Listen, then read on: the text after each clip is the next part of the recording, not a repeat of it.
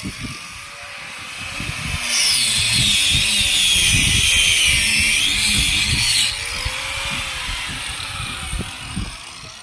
করলেন এতক্ষণ?